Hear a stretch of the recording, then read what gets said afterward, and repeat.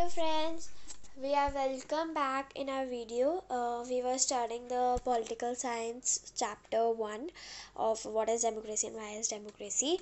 So we have read the four features of the democracy. Now we are studying the arguments against democracy. So the arguments against democracy are: first, leaders are keep changing in the democracy. This leads to instability. इसमें जैसे ये है कि leaders हर 5 साल के बाद change होते रहते हैं. अब जैसे कि किसी पहले लीडर ने अपने 5 सालों में काम किया, लेकिन उसको लगा नहीं ये 6 साल में होना चाहिए, और अगले लीडर के फर्स्ट ईयर में अगले लीडर ने मतलब काम कंप्लीट कर दिया, तो सारा क्रेडिट तो सेकंड लीडर को जाएगा ना, क्योंकि हमें तो नॉर्मल लोगों को तो पता ही नहीं था कि ये काम अच्छा चल भी रहा है, और हमें लगेगा कि ये सेकंड लीडर ने किया और सेकंड लीडर कितना अच्छा चल रहा है. तो ये इंस्टेबिलिटी क्रिएट करता है. फिर democracy is all about political competition and power play. There is no scope for morality. Democracy में जो है, इसमें इतने कॉम्पिटिशन्स होते हैं जो मतलब कोई कुछ रखता ही नहीं है मोरालिटी के लिए. मतलब कुछ मोरालिटी नाम की कोई चीज़ बचती ही नहीं है. और उसके बाद so many people have to consulted in a democracy that leads to delay. अब इतने सारे लोग होते हैं डेमोक्रेसी में, इतने सारे लोग होते हैं, तो उन सब के भी सजेशंस लिए जाते हैं, तो इसलिए बहुत टाइम लग जाता है. और टाइम नहीं लगता, जैसे वो बहुत पीछे हो जाता है, इतना ज़्यादा वो डिले हो जाता है, तो जिसकी वजह से जो उनका काम जो आपका कोई काम है 5 मिनट का, लेकिन आप इतने सारे लोगों को सबके सजेशंस लेने हैं, तो फिर टाइम तो लगता है, लेकिन हाँ सजेशन एंड में पूरा सही निकलता है. बहुत देर के बाद चाहे निकले, लेकिन पूरा सही निकलता है. फिर जितने भी इलेक्टेड लीडर्स हैं, वो सब elected leaders do not know the best interest of the people. This leads to bad decisions. कि अब जितने भी लीडर्स हैं, उनको हर एक कुछ लोगों के कम्युनिटी का इंटरेस्ट पता चल गया. मतलब कि उनको ऐसा लगता है कि अब उनको अपनी पूरी कंट्री का इंटरेस्ट, अपने पूरे कंट्री के लोगों को इंटरेस्ट के बारे में पता चल गया, लेकिन नहीं, ये वो गलत सोच रहे होते हैं. फिर दिस लीड्स टू, अब ये बैड डिसीजन हो जाता है. अब डेमोक्रेसी में करप्शन बहुत हो जाता है, तो जो इलेक्ट्रॉनिक कंपटीशंस करता है, तो इतना करप्शन हो जाता है जिससे जो कंपटीशन चल रहे होते हैं वो मतलब इसी करप्शन के ऊपर ही सारे कंपटीशंस चल रहे होते हैं. और जितने भी ऑर्डिनरी पीपल होते हैं, उनको पता ही नहीं होता है कि उनके साथ क्या होना चाहिए क्या नहीं होना चाहिए, और वो बस उनको लगता है अच्छा ये अच्छी डेमोक्रेसी है तो मतलब काम अच्छा ही कर रही होगी. फिर अब डेमोक्रेसी जो है वो, अब आर्ग्यूमेंट्स फॉर डेमोक्रेसी. अब जो डेमोक्रेसी जो है वो एक democracy government is a better government because it is more accountable form of government. इसका मतलब ये हुआ कि डेमोक्रेटिक गवर्नमेंट तभी बेटर गवर्नमेंट होती है अगर वो ज़्यादा रिस्पॉन्सिबल हो, ज़्यादा आंसरेबल हो.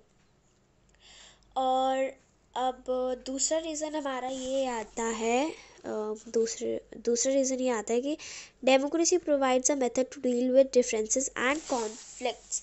मतलब कि डेमोक्रेसी मतलब जो भी खुद अगर कुछ गड़बड़ करता है, तो वो डेमोक्रेसी खुद उस गड़बड़ को ठीक करते हैं.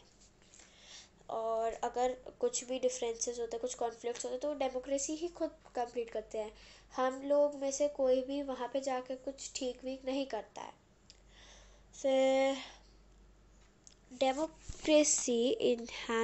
Democracy improves the quality of decision making. Democracy जो है वो डिसीजन मेकिंग में भी अच्छी क्वालिटी लाता है. जैसे कि अगर इतने सारे लोग हैं, सबके इंटरेस्ट लिए जाएंगे, तो पता चलेगा ना किसका इंटरेस्ट अच्छा है, तो इसीलिए डिसीजन मेकिंग भी अच्छा हो जाता है. जैसे कि आप एग्ज़ाम्पल ले लो कि जैसे बहुत सारे लोग हैं जो डिसीजंस ले रहे हैं, लेकिन अब इतना पॉसिबल नहीं है कि इन सबके डिसीजन लो, लेकिन तब भी आपने सबका डिसीजन लिया और जो सबसे ज़्यादा एडवांटेज लगेगा सबको, तो फिर वो सारे तो वही लेंगे। तो इसीलिए डेमोक्रेसी जो है वो डिसीजन मेकिंग को अच्छे से इम्प्रूव करता है। अब जो democracy enhances the dignity of citizens. Democracy जो है वो सिटीजन्स की डिग्निटी, मतलब कि वो सिटीजन्स के लिए ही डेमोक्रेसी बनाई गई है, जो हमने पहले पढ़ा भी था, democracy is for the people, by the people and to the people. तो इसीलिए डेमोक्रेसी जो है वो सब सिटीजन्स के ऊपर ही निर्भर है। अगर सिटीजन्स नहीं होंगे तो डेमोक्रेसी नहीं होगी, और अगर डेमोक्रेसी है और वो सिटीजन्स के राइट के ऊपर नहीं चल रही है तो वो भी अलग बात है। तो और डेमोक्रेसी भी सिटीजन्स के वोट देने से ही सॉरी बनती है। डेमोक्रेसी जो नाउ जो डेमोक्रेसी जो है इसमें इतना better, it is the better form of government because it corrects its own mistake. जैसे कि हमने पहले पढ़ा भी था कि जो डेमोक्रेसी है वो बेटर गवर्नमेंट है क्योंकि वो अपनी मिस्टेक्स को खुद पकड़ती है।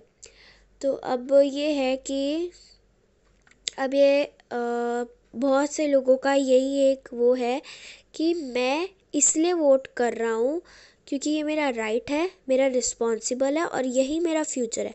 अगर मैंने वोट किया तो यही मेरा राइट है, और ये मेरा राइट है कि मैं वोट कर सकता हूँ, और ये मेरी रिस्पॉन्सिबिलिटी भी है क्योंकि मेरे मतलब हर एक पीपल के वोट करने से ही एक डेमोक्रेसी बनती है।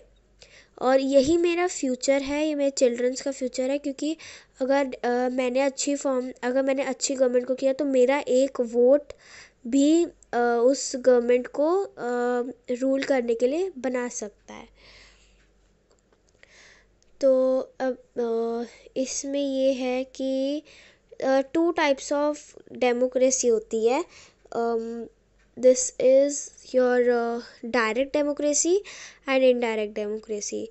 तो ये बस एक ऐसा ही छोटा सा क्लिप है डेमोक्रेसी के ऊपर, तो ये आप लोग पढ़ भी सकते हो। Now broader meaning of democracy हम अपने नेक्स्ट वीडियो में करेंगे, क्योंकि ये एक तरह से बस लास्ट छोटा सा ही टॉपिक है और ये ज़्यादा इसमें कुछ है नहीं, लेकिन तब भी आपको मैं समझा दूँगी। और अब हम मिलेंगे अपनी नेक्स्ट वीडियो में। बाय।